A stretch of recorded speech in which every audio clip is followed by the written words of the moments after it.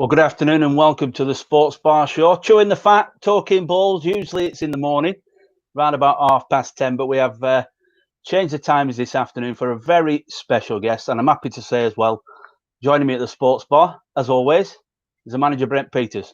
Good afternoon, Brent. Good afternoon, Steve. How are you? Not too bad. You? Have you had a good week? Yeah, it's been all right. I've been doing a lot of work on my garden. I've got a big garden here. It's not a football pitch anymore now, it's a garden. I saw the pictures over the weekend and it's looking pretty good out there. Oh, it's really good. I've never seen it as good, but honestly, it's really good. Good but stuff. Then again, weather's not been too bad. Yeah, weather's been good. But then again, it's had a lot of rest, hasn't it? Because don't forget, our season finished in March. Yeah, and none of us know when it's going to start again. No, exactly. Don't get me on that one.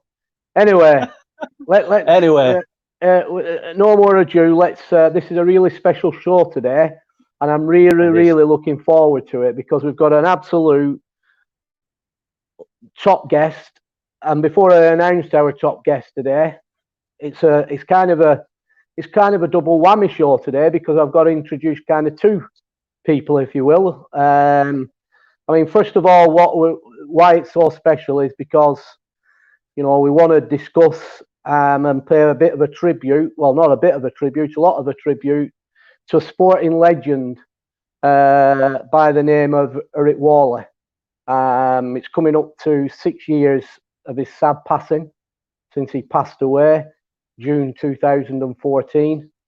But as we all know, not only why I say a sporting legend, he loved his cricket. He was a good cricketer. He was a big part of Richton Cricket Club. In football terms, he was he had a spell as manager at Morecambe. He was at Clitheroe, Great Irewood, where he was the manager. And obviously we know about Accrington Stanley, where he was the manager. But his association with Accrington Stanley dated back to the 1950s when he was there as a player. Yeah. He later became the manager of the club. In 1995, he actually took control of the club. And he actually appointed me not long after as his director of football, where I had a short spell there with him. But it was in 1999 where he pulled off what I would class as an absolute masterstroke with the appointment as the current manager today. It was an absolute masterstroke, and if you think about it, when they talk about partnerships made in heaven, if there ever a partnership made in heaven, this partnership, the start of a partnership, and this partnership between John Coleman and Whalley was certainly definitely made in heaven, because from 1999 for 7 years, within 7 years, John Coleman had taken Accrington Stanley back into the Football League after 44 years of being out of it, when we all know that they had to withdraw from the Football League with financial problems. But John, and his staff, and with the backing of Eric, got the mighty Accrington Stanley back into the Football League, which was a great, massive achievement.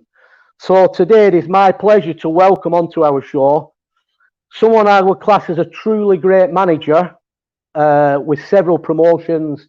Not going through the playoffs and things like that. Several promotions as champions. Now that takes some doing that. No matter at any level of football, that's massive. He's a manager that not only just maintained the club stand as a Division 2 club, but he's also guided them to where they are today in the EFL Division 1. So he even got a promotion with them whilst they've been in the Football League. So, and apart from a brief spell where he had a brief spell away, he's been at the helm at Accrington Stanley for almost 19 years. And that's, you could really say he is Mr. Accrington Stanley. But you know what? It's a great pleasure and a real pleasure to have John on here today to talk about kind of the past, the present, and the future. Welcome, John Coleman. Cheers. Good afternoon, boys. Good afternoon, John. Good afternoon, John. Oh, we're keeping well. John, yeah, keeping really well, and it is a pleasure to have you on the show this afternoon. Going back to 1999, let's start where it all began with Accrington. Do you still remember it well, or is it, a distant memory now?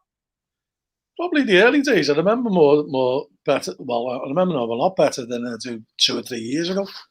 Everything seems to meld into one. But I was managing Aston United, and I got that.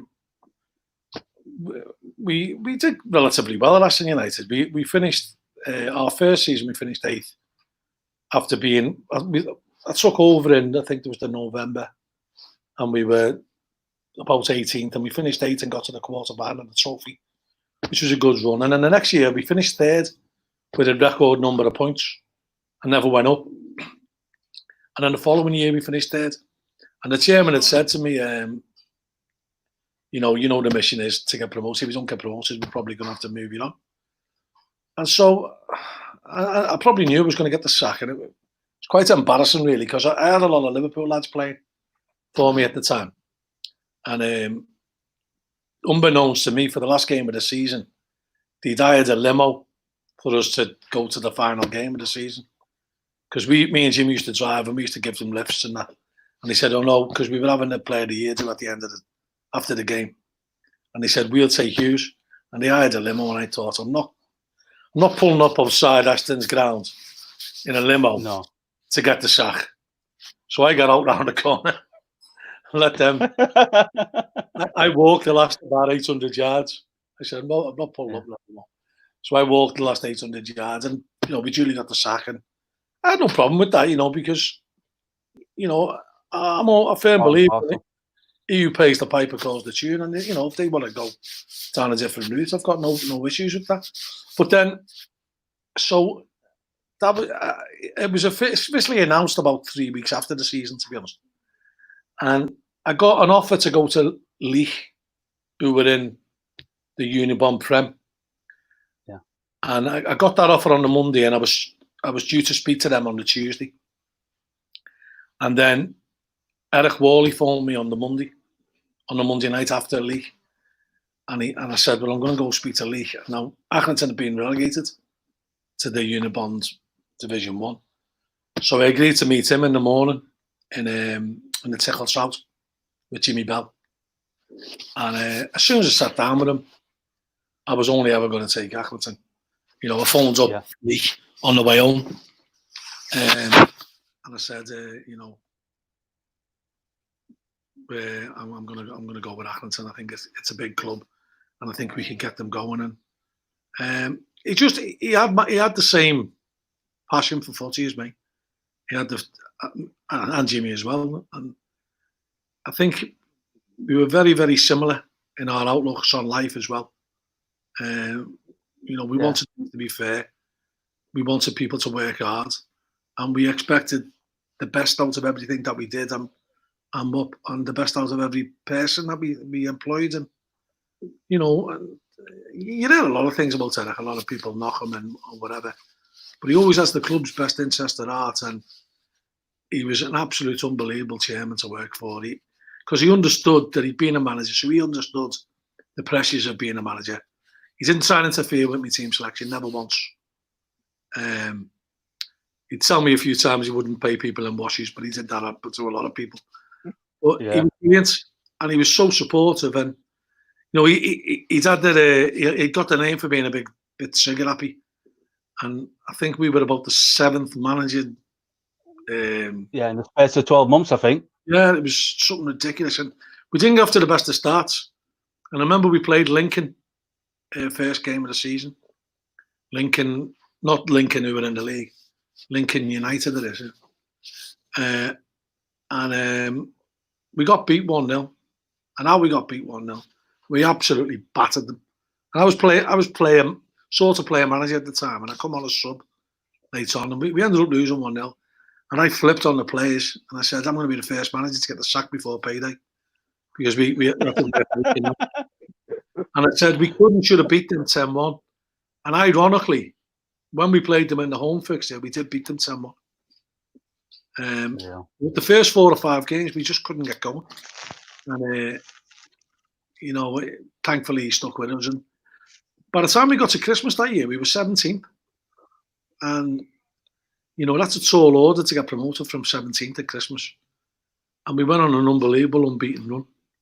We sold Gary Williams, who was arguably our top striker. He was rapid. Sold him to Doncaster for 60,000. And we went unbeaten between then and the end of the season. And we ended up, the first time we went into the top 2, we went top on the last day of the season to win it. So it was an unbelievable experience, that. And they say that the crowd was 2,468. Well, I know that was the capacity, but it certainly wasn't a crowd, because you couldn't have got another person in there. It was an unbelievable experience. And still probably one of the best days of my life, though. Yeah, I just managed to look into the archives and found this one lurking. Do you remember that day? Well, do you know what? I think you get another 4 people in that shirt that I've got on there. I used to love that one. Probably you'll figure one it was. I used to love that. But it was about 10 sizes too big for me. And in lockdown now, we've been finding loads of pictures with that on. And I'm thinking, what possessed me to wear that? How did we miss it? Let me go out with that on. But it's a fantastic relationship that you've not just had with Eric Whalley at the time, but you know, your right hand man, which is Jimmy Bell, and you go back to your Kirby days, don't you, with Jimmy? Yeah, I mean, we played together. Briefly over Sunday, and then we sort of hit it off as mates really when we were playing for Borough. 2 of us formed a good partnership for Borough, and then we become best mates then when we over that period of time, and we've been together ever since. Yeah, I'll just take you back to, because you were talking about Ashton, and Brent Peters always tells me that you actually beat him to the job because he applied for the same position, I believe, didn't you, Brent? Well, it's a kind of a story with Eric, and I mean, you know, we all make mistakes in life somewhere along the line, and I made. You know, when Eric appointed me as director of football, one of the things he said to me at the time, he just said, you know, it was like on a gentleman's agreement, and he said to me, look, I don't want you applying for jobs. I want you to be here till the end of the season. You know, and that was the agreement. And I said, yeah, no problem, Eric. And then I remember one day I think, correct me if I'm wrong here, John. I think you must have took over from Sammy McElroy. I think it was Sammy McElroy that got the sack. No, it was Phil Staley. Well, we're at Phil Staley, right? So I know that what happened were that Eric. What happened? I was at Accrington at the time, and then Eric said to me, you know, like obviously, you know, we don't want, you know, stick with me. I don't want you applying for jobs, and I didn't. I were never going to do. But I made a big mistake because I got a phone call out of the blue, and it was from the vice chairman. The vice chairman rang me up, and he went, "Brent, what? I think he was called John Mill. I'm sure he were." Yeah. So he said to me, He said, what's the situation with your Accrington Stanley? And I went, well, I'm on a gentleman's agreement with Eric. And he went, look, there's a vacancy come up here, he said, and I want you to apply for it. And I went, well, you know, you're going to have to speak to Eric. I said, I can't apply for it. You know, just you know, there'll be no problems. Just send your application in to me. Mark it private and confidential. There'll be no issues whatsoever. So, a bit naive on my part because I broke a gentleman's agreement. I did do. I sent in my CV, and I got a first interview. And then I got a second interview, and on the second interview, I was asked by the full board, what's your contractual arrangement with Accrington Stanley? And I had to explain the situation. I went, look, if I'm going to be successful in getting this position, I want to be the first to speak to Eric, because really I've got this agreement. I shouldn't even be here by rights. And anyway, lo and behold, next morning I had a removal and storage business, and I'd only just been in my office. I hadn't even put the kettle on. My phone's ringing. Eric Whalley knew exactly that I'd been there, and he's basically said, well, you know, like he does on the phone, he's giving me a right linking ear bashing, and rightly so, because I had broke kind of that agreement. And he said to me, But anyway, he said, you know the situation. He said, you're going to get the job anyway. He said, you know, you're going to get in. I wish you all the best, and I'll help you along with the job. And then lo and behold, at the 11th hour, I didn't get the job. A certain Mr. John Coleman got the job as a player manager. So the rest is history. Well, one of the reasons that they gave me for giving me the sack was that I wouldn't stop playing. And ironically, I scored 15 for Accrington that season we went up. I scored on the last day. So, and what made it all the more pleasurable was that we brought about 9 players from Accrington. So we more or less won the league with their team. Right, yeah, good. It was funny. You really go on. You know, carry on, John. It was funny because we had a lot of old players. You know, when you'll know this because you've managed for donkey's years, Brent. But when you first go to the clubs, you tend to try and stick with what you know, don't you? And a bit of experience. And we had a lot of old players, like Sir John McKenna, Mick Fagan, John Brown, Stuart Anderson. You know, quite a few of them were older than me. And so we had, if you count me and Jimmy as well, we had about 8 over 30s. Used to call us Dad's Army.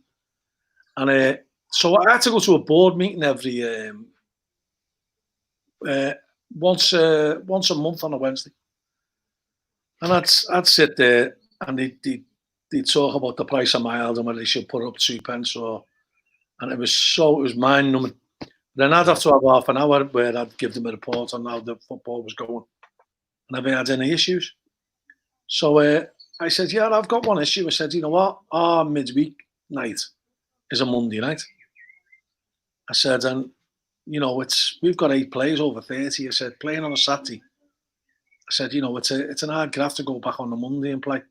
I said, is there any chance of shifting it to the Tuesday or a Wednesday?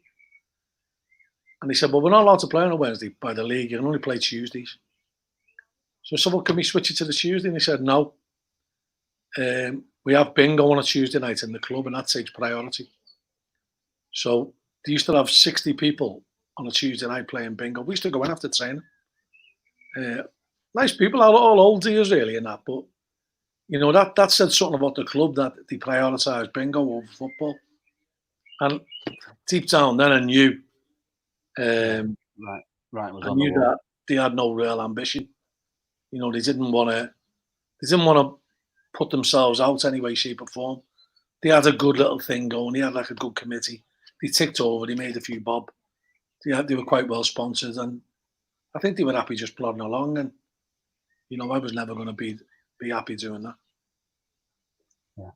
Going back a few years, and the documentary that went out was an absolute blockbuster, and I think that was where Eric Whalley kind of got. Well, he got fame. He got instant fame overnight, didn't he, for that documentary job? Yeah, I mean, I was very reticent about it at the start, and myself and Jimmy didn't want to do it. And I don't know though. You seemed to kind of to grow into the documentary. You weren't holding anything back. No, but they only spent a couple of episodes on the actual football side of it. You know, a lot was the backroom stuff and that, and various things that went on in that period of time. But you know, the production company were good and still good friends of ours as well. And we did get to view it before it got put out. So they took us to Granada Studios and said, you know, are you okay with anything that you want changing? And yeah, that was quite good of them, you know. Jerry, he was one of the production editors, and she works at Lancaster University now. Preston University, sorry, and we do a little bit for her as well, with their media staff training, which is quite good. Yeah. But in the end, I was glad we did it because it was fun. You know, and I think Eric came across quite well in the end. You know, he showed how passionate he was, and yeah, Eric, he could never cease to amaze you. You know, he'd give the lads £2,000 to go on holiday. He'd buy them drinks till it comes out their ears. And yet, if someone left the light on the pool table in the pub, in the club, it were knackered. I remember we used to get changed at the ground. And we were always looking for somewhere to train. Then we trained at the car park a few times, and it was absolutely freezing. We trained on the pitch, and Jimmy had brought two bar electric fire heaters in, Well, he went absolutely ballistic. Smashed them up. Picked the two of them up. He said they got away with the electricity. And then in the next minute, he'd be buying all the lads drinks left, right, and centre. It was crazy. Yeah, you can relate to that as well, can't you, Brent? With I can 100%, John. I always remember the time at Stan Allen worked manager, like I said, and I'd come in as director of football, and I've been to I'll never forget this. I've been to a board meeting, and you'll relate to this. So I've gone to a board meeting, and it weren't at the ground. So, and it were on a training night. And as we've come back and it's pitch black, you know, as we're coming back driving through Accrington, we're just getting near the ground, and all of a sudden he's seen the floodlights. He's seen the floodlights on. And he's going mad in car. He's going, well, in his squeaky voice, what are they doing in there? We're putting the floodlights on. So he's gone to the gates and he screamed at the gate, get them floodlights off. Hey, what are you doing on the pitch? And he's going absolutely berserk. Next thing, he's whipped the blinking floodlights off, and all players, all squad, are there trying to scramble the way off the pitch in the crown ground. So I can relate to that. You know, I mean, sounds very went absolutely bonkers, and there's 20 odd lads trying to find their way off the blinking off the playing surface. So yeah, you know, I can relate to that. And equally, like John says, and 100%, you know, he's an heart of gold. He had an heart of gold. And you know, so 100% relate with everything that John's saying there. Yeah, we still laugh about the floodlights, because when we're going up for midweek games now in the winter, and you pull up Livingston roads and the lights are on, it's, you know, we get there 5:45 and the lights are on, and you know, you get the buzz of the night matches on the lights. And I always turn to whoever's in the car with me and I say, do you know what? I said, times have changed here. I said, these lights didn't go on. We were kicking off at 7:30. The lights went on at 25 past. And they were off the minute the final whistle went. I heard a story, John, that, but I don't know if it's true or not, but I had a little birdie told me that someone were using a shower one night, they turned the shower off and they turned the shower on and the floodlights went off. Is this true? It is true. That was in the playoffs when we played Wimbledon in the playoffs. With about 10 minutes to go of extra time, someone went in to get a shower and knocked all the and then we had Jimmy, because Jimmy's a qualified electrician, and so Jimmy was scrambling around trying to get them put back on.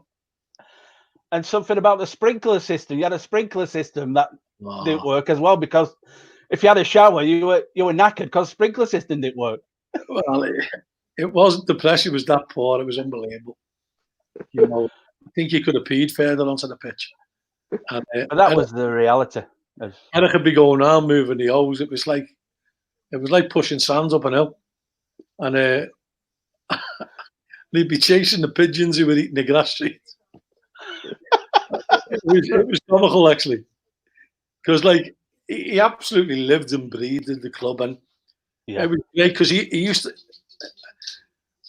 I mean, from a comedy point of view and from a parody point of view, you'd equate him to...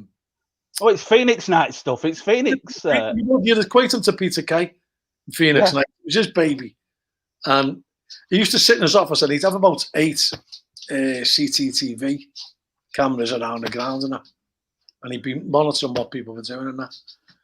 And I'd gone in and been complaining that Rob Hayes wasn't returning me calls. So he said, well, there he is, there in the club. So I went, yeah, I will watch. So a phone dropped on the phone. And he's looked at he's been swearing me because players hadn't been paid. And you know, Rob was chasing his tail 9 times out of 10. And he's looked at his phone and he's just buttoned me. And then Eric's phoned him 2 minutes later and he's answered. And I've grabbed the phone and I said, why are you dodging me calls? But he could see everything that was going on, and it was great of a match day, because I used to I'd do the team at 1:45. And then Brent will tell you this, from 1:45 to 3:45, it's like the dead hour. You know, there's nothing to do.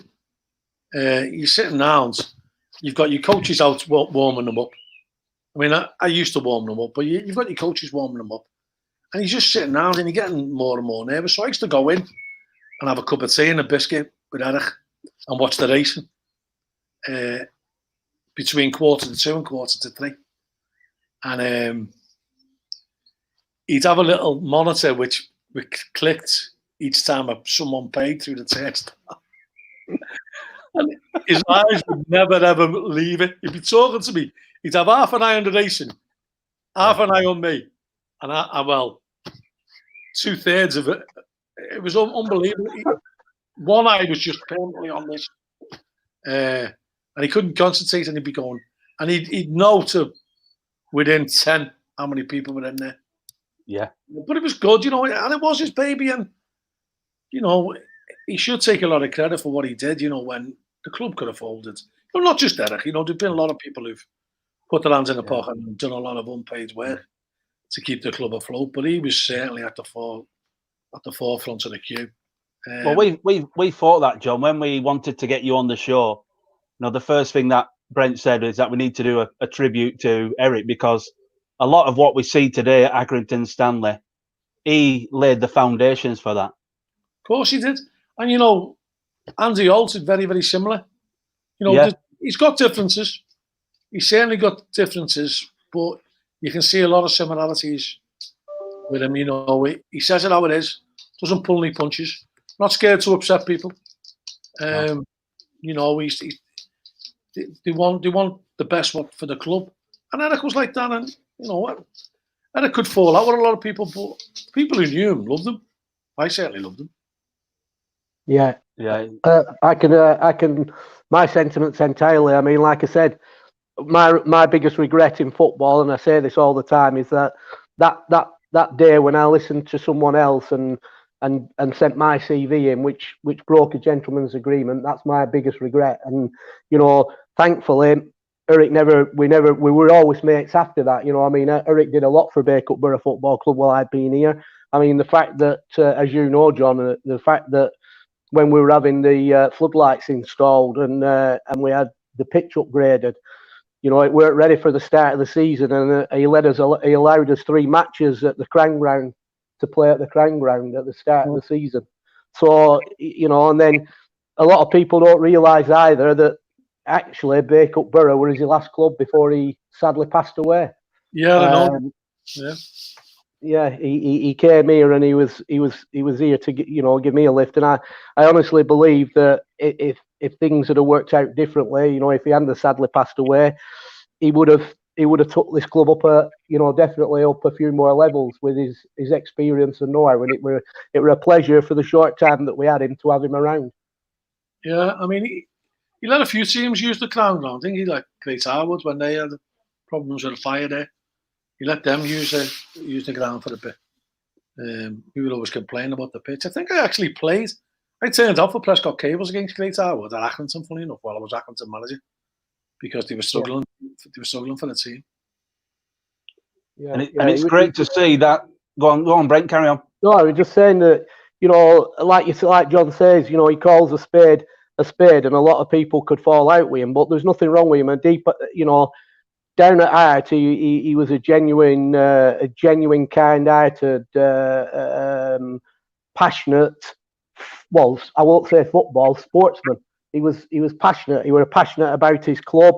He was passionate about cricket, and that's just the way he is. And it's funny because I've never had the privilege yet to meet or speak to Andy Holt. But you know what?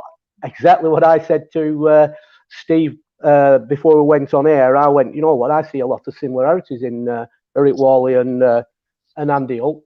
Obviously firsthand, and you've obviously touched on it, John. I can see them. I can see it's obvious. A lot of similarities in both of them. Can you hear us, John? Yeah, I can. Yeah, they're both very driven people, and very passionate about the club and want what's best for the people of Accrington. And I think the fans appreciate that. Fans can have a moan up, but in the main, they know if people are pulling in their direction. If people want what's best for them. Definitely, and it was good to see that the new stand as well. The ground's looking fantastic now, and the new stand named after Eric as well, which is fitting. you know, it is very fitting. You know, as I said before, without him, the club wouldn't have. The club would have gone under by now. Not just Eric, you know, there is other people involved, but there was other people involved. You know, most notably, you know, Peter Marsden, Elias Khan, Dave O'Neill, all, you know, battled hard. Rob Hayes did a lot of work behind the scenes. You know, Vicky in the office, lots of them did the late John Demain as well, didn't he? John Demain did a lot of work. Phil Terry did a lot about. Yeah. You know, Frank Martindale, who's still there now, was on the director. People put a lot of time and effort and money in that, you know, it goes unnoticed by the uneducated. Yeah, you don't see it. But, you know, the people who do know. And, you know, we've had nothing but the support. I'll tell a lie, I think we came close to me and Jimmy referred to as the night of the long knives. We thought we were going to get potted at Colburn Bay away. We got beat 2-1. And we were awful. And we went into the bar, and he used to always come over and have drinks with us. And there were nowhere to be seen. They were all on the couch, all the committee members, and we think, oh, here we go. So we did what any normal scouser would do. We stayed for about 6 pints and made them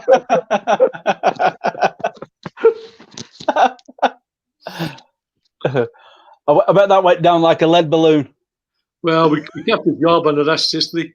So, you know, we've had some unbelievable experiences there. And as Brent says, you know, to win 4 championships. Oh, it's amazing. We've done it the hard way, and they've all been pleasurable in their own right, but nothing will ever beat that first one. That will always be the best day of my life. Yeah. Tell us a little bit about that. What do you remember about that special occasion and getting back into Football League with Accrington after so many years? Well, one of the great things about getting back to the league was I was so delighted for Eric, because I remember Eric when we won the Unibomb Prem to go into the conference, and he was just desperate for Accrington to be involved in nationwide football. So we thought that was the holy grail, really. And I remember me and him went to watch a game. We knew we were going up. We won the league. We won the Division 1, Premier League, Northern Premier League by about 12 points. So with about 3 or 4 games to go, we knew we were going to go up. So me and him went to watch a conference game. I don't know whether it was Altsingham. I know it wasn't Altsingham. I think it might have been Lee and Macclesfield. Someone like that, anyway. And he looked at me and he goes, these are going to be too good for us. They're too quick, too powerful, they're too fast. I said, well, we're not in that league yet. You know, give us a chance, like. And I knew he was fearful of going into the conference. And then quickly when we got in, I mean, we realised that, you know, it's still 11v11. And it's just trying to get the best team out on any given day. And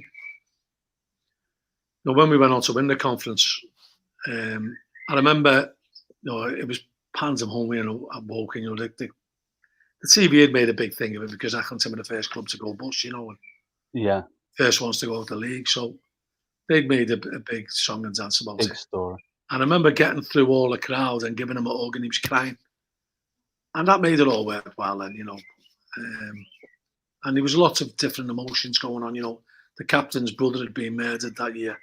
He'd been punched in a nightclub and died, and that was an emotional roller coaster for us as well.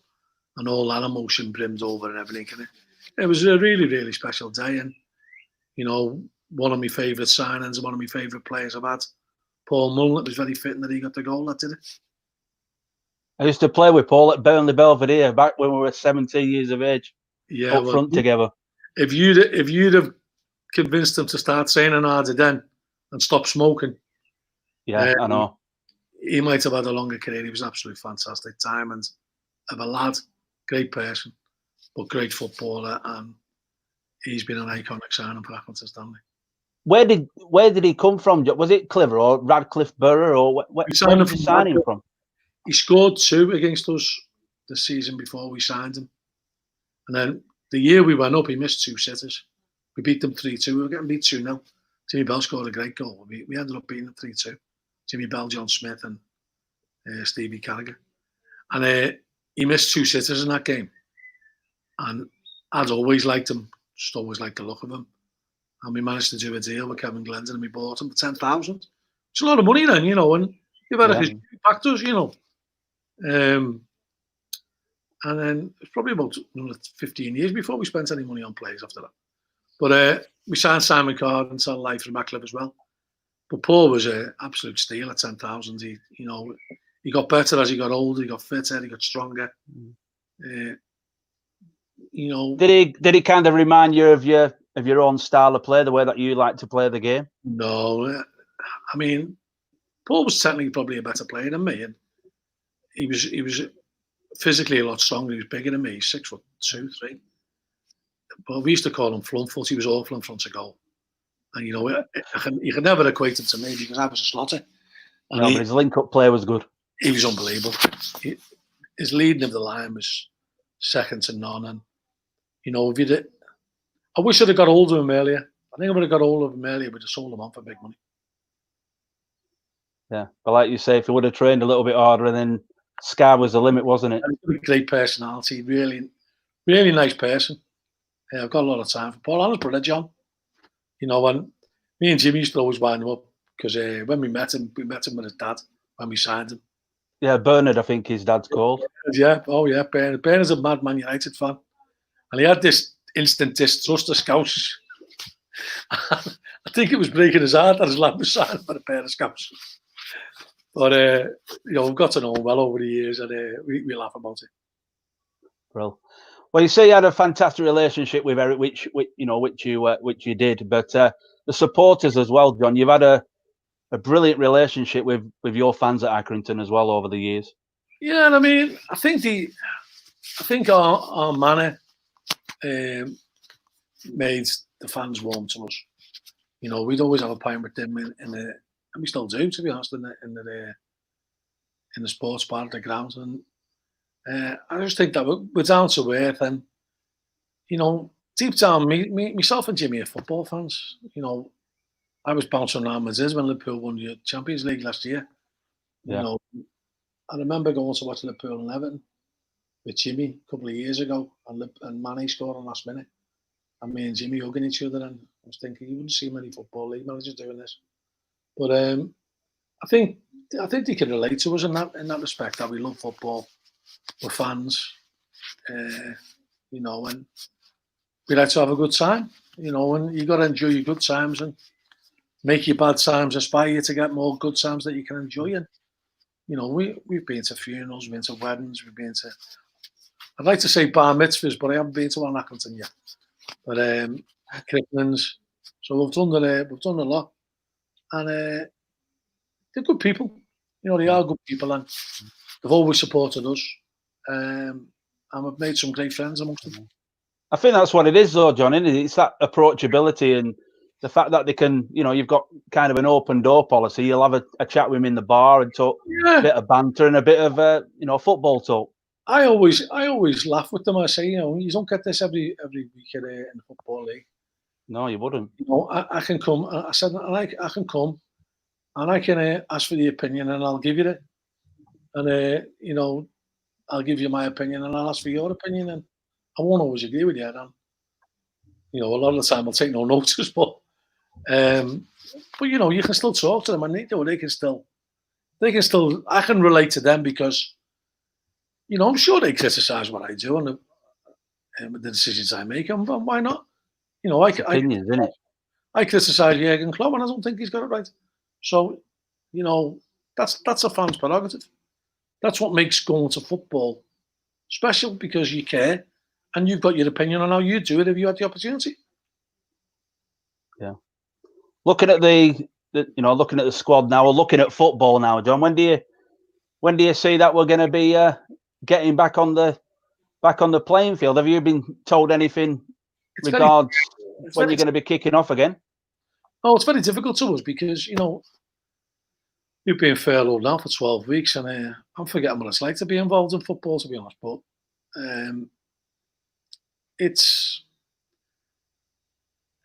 you know, they took the time to curtail the season, which I don't think was fair on the players. You know, you're having to leave players swinging a little bit. And then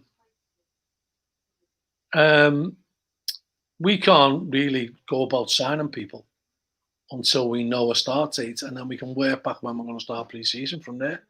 You know, it'd be absolutely kamikaze if we came out of furlough and started training now when we don't know when we're going to go back into playing. You know, we could not play till October, but we're just waiting for the league to make a decision on when they're going to start the season, and then we'll look at working back. And I've been looking at players and be lying and said, I haven't, you know, I am on furlough, so I can't actually do any work as regards to signing players. But, you know, I am keeping my eyes open and making up a wish list. And we have had to trim back the squad now. So I think we've only got 12 first team pros, and we've got about 5 under 23s registered to the club. So we're probably going to be looking for about another 8 first team pros and another 3 or 4 under 23s. Sounds pretty much like us, doesn't it, Brent? You know, we're in like in a bit of a limbo situation as well. Nobody seems to know what's going on, and exactly. And I have to, you know, agree with John there. I mean, you know, some clubs are back in now at training, and I'm thinking it's crazy because, you know, there's this kind of talk that we might not even start our leagues until January. So why are we starting a pre-season now? You know, it's madness. I just don't follow it. You can't bring them in. We need guidance of when, just like John said, we need guidance of then when they anticipate the step 5-6 group kicking off, and then we can work from that. But at the minute, it's all ifs, buts, and maybes. They're talking about September, but they're not kind of talking about us in September. When you read the criteria, and it's the old saying, you know, don't read the headline without reading the story.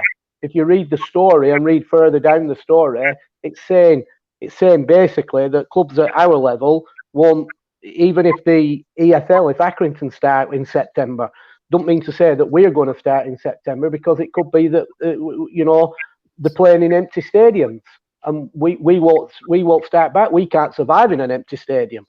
You know, it's totally different in non-league football. I don't think Accrington Stanley will be able to survive in it. Yeah, exactly. That's what I'm saying. I don't think Accrington could.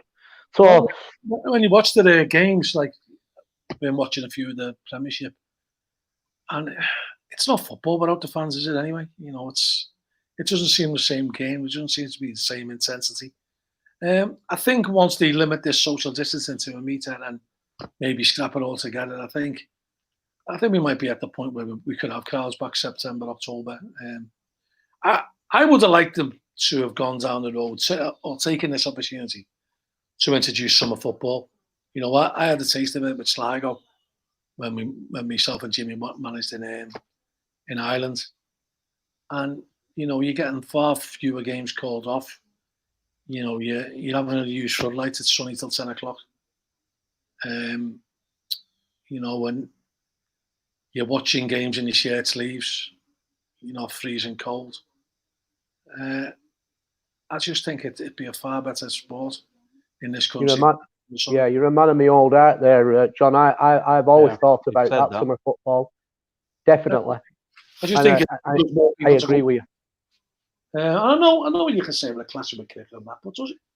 You know, there's cricket going on in the winter as well, isn't it? So, you know, you get the overseas tests and that, and I love cricket. I love me cricket, but I think there's room for it all, and I just think it'd be far better if football was played in the summer. You know, having tasted it firsthand, it's brilliant. Yeah, totally agree with that. When it comes to signings, or John, you know, you're furloughed at the moment, but you're still, you know, actively kind of looking for players. Have you got a scouting network in the UK? Have you got people on tap who you can call upon to have a look and bring players through? I've got a lot of contacts, and yeah, I suppose you could say it's a scouting network. It's a very unofficial scouting network. mates, so that can get Yeah. out there and. I mean, I went to we trained at Oxford's training ground. Carl Robbo's my mate. And we trained at Oxford's training ground going down to play. I think we were playing Gillingham. It was Gillingham, no. Southend. Perhaps Southend. And he took me around their training ground, and they've got these new offices built on, and he said, yeah, here's our recruitment department, and it was like a big office, there's about 10 desks in there. And I said, our recruitment office is my living room. Yeah. But that's a fact, and that's a fact, yeah.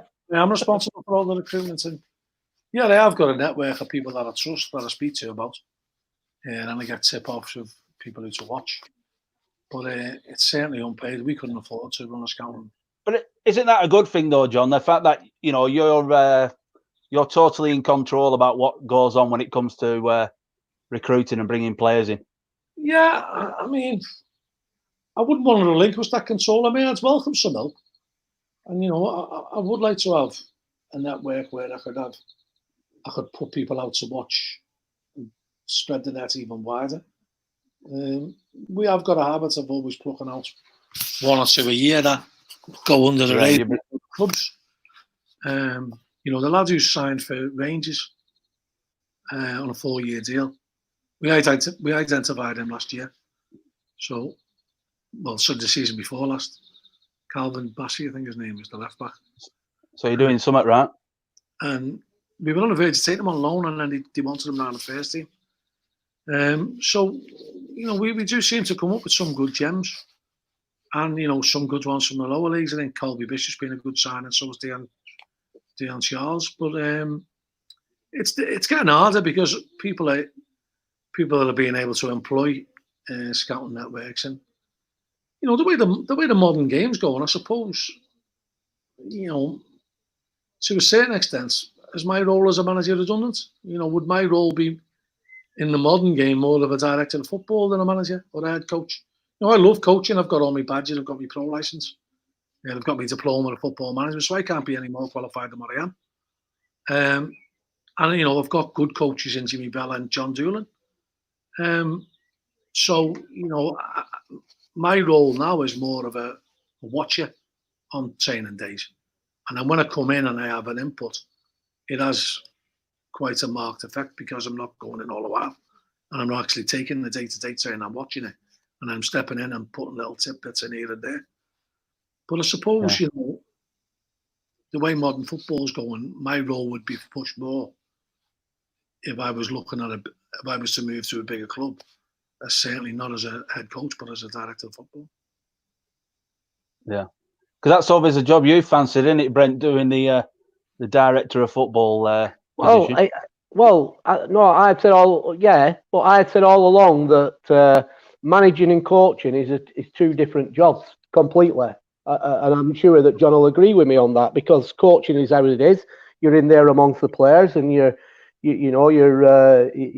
working on systems of play, and you're working on individual technique in different areas. But managing is what it says on the tin. You're actually managing people, and I think the biggest strength a manager needs is kind of being man management. How he deals with different personalities, different characters. Yeah, I think you'd have to get people on board. I mean, you can slip it down to 3 if you want to be. If you want to go into it in depth, you can slip it down to 3 roles. You can have, you've got a coach, you've got a manager, and you've got a leader. And you can be a manager and a leader, but it's better if you've got a good leader. And if you look at their roles, you've probably got the managers saying what to do. The coach is showing you how to do it, and the leader is telling you why you're doing it, basically. And I think one of my strengths that I've developed over the years is being able to manage people and give them a course to follow. Make their beliefs or my beliefs their beliefs. Not indoctrinate them, but give them a cause that they think's worthy of fighting for. and give them the means to do it, and make them believe that they can do it. And sometimes, John, is it a case of stripping it back and just making it simple, putting it into layman's terms, so it can be more effective, so that the players can understand? Very much so. I mean, a lot of players. I did go through a teaching degree, so I did teach for a year as well, and I think that helped me a little bit. Because you realise a lot of people learn differently. Some people need to be told. Some people need to be shown. Some people just need to do it, go out and do it and practice it. And so they're all learning in different ways. And from the teaching background as well. It's right what you're saying, John, there. And I'm going to come back to Rick a little bit here, because I remember when Rick first came in a changing room with me here at Bacup, and he was in and then we'd have probably, obviously you do with your staff. He'd watch how I were working and everything. And he one thing I did learn from him when he, in his time that he were here, he said to me, Brent, his exact words were, Brent, you're too educated for these boys in there. He said, you know too much. He said, strip it all back, get it back to basics. He said, because they'll understand you better. He said, everything you're doing is spot on, but these lads, he said, they're at different levels. And he said, and you're kind of above them. And that's kind of what you're saying there in what you've learned on your teaching, I would imagine. Is that right, John? Yeah. Yeah. One of the big things I learned about football is that I say this to the coaches all the while. I said, try not to talk for longer than 3 minutes, because they stop listening after 3 minutes. They can't take in more concentration. And I tend now to I don't make more than 2 points at half time, because I know by the time I'm getting onto the third one, I'm forgetting the first two. So, I try to speak as little as I can now and have more of an impact. And as you get older, I mean, I was the original teacup thrower when I first started managing. I felt everything was an affront to me. I took everything personal. And I thought if players weren't playing well, they were doing it deliberately to spite me. And that, which, you know deep down it's not the case. But you feel that frustration, and probably more frustrated because you were a player yourself. And, I see us miss some chances. Still do. And me and Jimmy look at each other and we think, we never kicked a ball in the Football League. And we both look at each other and said, we couldn't have missed them chances. We couldn't have. And you get frustrated with that. But over the years, you mellow.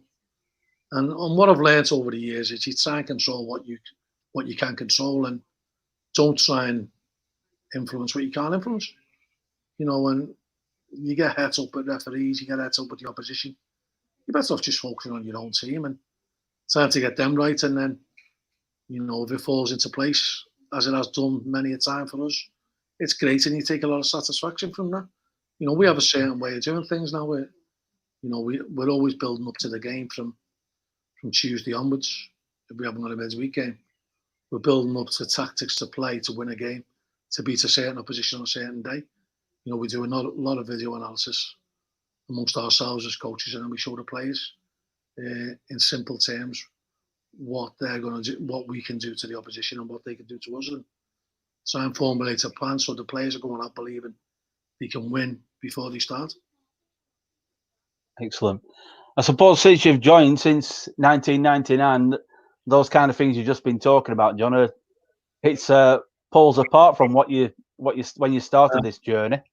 The great thing is videos now, because you get a video of every game, and every game films. And I remember going into games and you'd give people men to mark some corners. I can't stand this zonal marking thing, by the way. You see it happen time and time again. Yeah. Take accountability, get a man. Yeah, we seen it last week. Northampton conceding zonal marking, and in them days, you'd say who had him, and no one had owned up to it. Whereas now, who's had him, who's lost his man.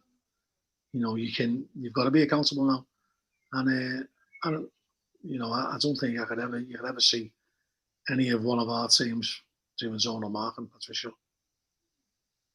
No, we had a game away at Ulker, and Brent Peters made me look through a video for about 5 hours looking for the culprit. We got him in the end, though, Brent, didn't we? Yeah, we did. Yeah. So, yeah, I can warn you. Hey, listen, I'm on the same page as John. Seriously, it's brilliant listening to him. You know, it really is. I've had a few players fall asleep in the video analysis though.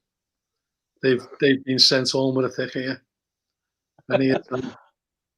But I thought you'd throw the class rubber at them. You know, the old wooden ones. we've had a few who fell asleep though, and we've had some good rows on the videos. And whenever we've had it turned in a particularly horrendous performance, we make them watch it on a Monday. The video nasty, and sometimes that can go on for 3 or 4 hours. What? Dissect it. One thing I'll say about the video, John, and I think you'll agree with me, is that which is good about the video, with where there were video analysts, how many times have we, stood on the sideline and thought that something's happened, and then you've wrote it down, and then when you've watched the video, it kind of hasn't happened. It's unbelievable, but there's been times when I've thought we've been absolutely shocking on a Saturday, and then I've watched the video again. I like to watch the video on a Sunday myself before I go in on a Monday. And I've watched the video again on a Sunday. I think we weren't as bad as what I thought. Yeah. Maybe it was a bit harsher after the game. And likewise, there's been times when I thought we've been absolutely marvellous. And I've been throwing bouquets at them left, right and centre. I watched the video and we weren't as good as what I thought. Yeah, it's right. Yeah. You can get a bit overawed with the emotion of the game. And certainly the results as well.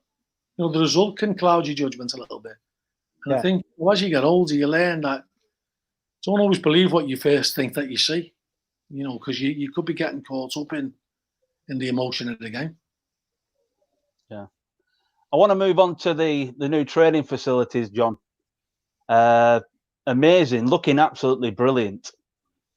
You must be really happy with the new training facilities. Well, we're now in the process of doing a deal with the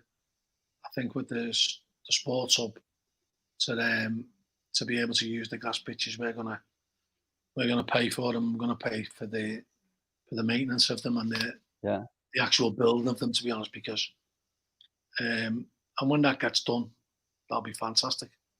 And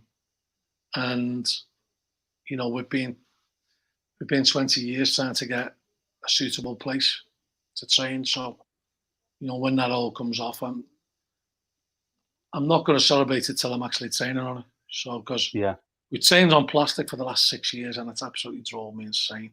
I know the players hate it. Jimmy Bell loves it, by the way. I don't know why, but I hate it. I think it's because he doesn't get dirty. But I can't stand it. You train on plastic every day and then you're playing on grass on a Saturday. And it just doesn't. The players really hate it. And give our lads the due, they don't complain as much as what they possibly should or could. But I know it's getting me down, so it must be getting them down. So our first priority is to get off the plastic. Yeah. But a lot of money being spent and the infrastructure seems to be improving all the time at Accrington Stanley. It couldn't be a better time to be at Accrington now, to be honest. It's F3, we're probably one of the most solvent clubs in the country. We'd be a viable asset to someone who wanted to buy a club, to be honest, because we've got a decent status. We've got the nucleus of a good squad. We own our own ground, and we don't owe anyone. And the upkeep of the ground is the ground was designed that it's not going to cost a fortune to upkeep. I'm just looking forward to the day them changing rooms get knocked down. Andy's promised me I can swing the ball to knock. So have you not got these new changing rooms yet? Then are you still in the old ones in the corner? We're still in the old ones in the corner. Yeah, they should have been condemned about 15, 16 years ago. Well, when I came, they should have been condemned. I think they've had every disease known to man in them. We're going to do the Liverpool Tropical School of Medicine there thing. I heard a story that when Roy Hodgson came to town, he took his team back to the Dunkin house to get changed. Yeah, he did. He wouldn't get changed in the changing rooms. I said, listen, boy, I said, I know they're terrible. I said, but you've only got to get changed in them once in your life. We have to get changed in them every week. The referees always turning out. The referees' room's an absolute disgrace. And that was our office for 5 years. So I said, listen, don't you be moaning. You're only here 4 times a year.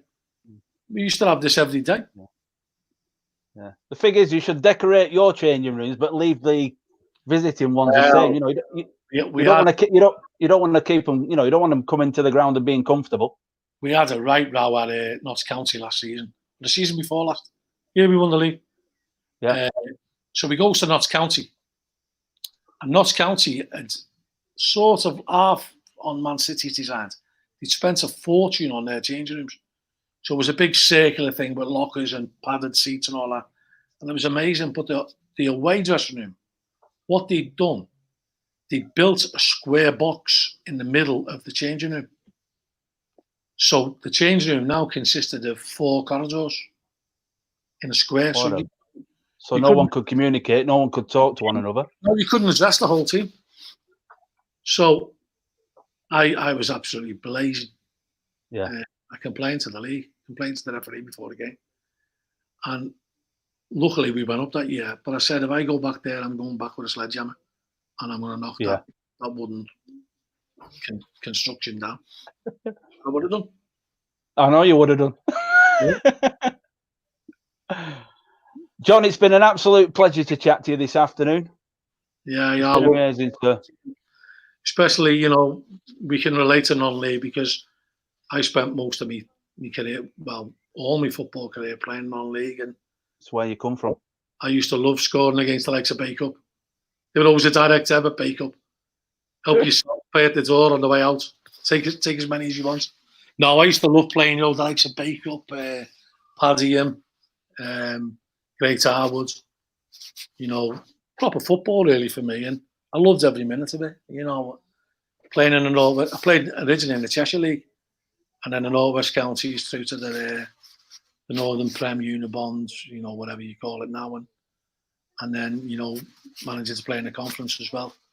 And it was a thrill for me. I loved every minute of it. I made some unbelievable friends, and that's where I think the heart of football is. And I still love going to watch non-league games. I still get a thrill out of it. I still get a thrill out of the passion of the supporters. There might only be 100 there. There might only be 200 there, but them 200 want to be there. And that makes the difference. They want to be there. They're going out the way to be there. They're going out the way to support their club. And sometimes probably their only release. I hear people swearing behind the goal at Marine, and it's probably because the wife don't let them swear. So they just abuse the away goalkeeper. For an hour and a half, that's their release. But it's brilliant. I love watching it, and I love trying to support non-league football. Well, do you know what? Just before we finish, John, it's like, obviously I've known you a long while. You know, from your time when you've gone in at Accrington at first, and I even remember, I'm sure that 93, 94. Correct me if I'm wrong. When I was manager of Rosendale United, we actually beat Stantondale in a 2-leg semi-final to go to the final of the Challenge Cup. I'm sure you played in one of them legs. I played for Stantondale, yeah. Yeah, I thought you did. But you know what? Like Steve said, it's been an absolute pleasure tonight, this afternoon. But let me tell you, you know, being a football person myself, and you can't, you know, like everybody else, football sport, like when you touched on it, you're a football supporter and a fan. The thing is, in modern day football, in most cases, you cannot engage with the management team. But the good thing about you, in terms of football, you've been a player at grassroots. You've been from the bottom. You've gone through grassroots. You've been a player, a top player. You've progressed into management and been a top manager, as you've proved in non-league, and you've gone on to take a team, as in Accrington Stanley, into the Football League, and you've been successful in the Football League. And not only that, why you're a people's person, and that's why people will warm to you, is because, like you said, after the game, yourself and Jimmy Bell, and Jimmy's just like yourself, you're there mixing with the supporters, the fans, and they can get access to you, which they can't do in the real football. So long may that continue, and let me tell you, John, it's you and Jimmy Bell, your career path has been impeccable. It's been absolutely fantastic, and long may it continue into the new season at when it starts at Accrington Stanley. And I hope that one day you get your wish, because I obviously I read up on it that you'd like to manage in the Premier League. and I hope you get your wish before you retire. And I'd just like to say a massive thank you, and I'll see you about, hopefully, at some point. You know, what you notice about all this footballer, you know, all these pictures and us three, there isn't a hair between us, is there? No. No. I like to think it was just heading the ball, you know. That's what's took all my head out, not the stress. No, it's been great. Absolutely. Lads, and listen, good luck with Bacup for the, you know, whenever it does resume. Thanks, John. Nice to see you. He's taking over and trying to be successful. Yeah, thanks, John. Thank you. Cheers, John. Thank you. Top man. Thank you. Boys, ta-ra.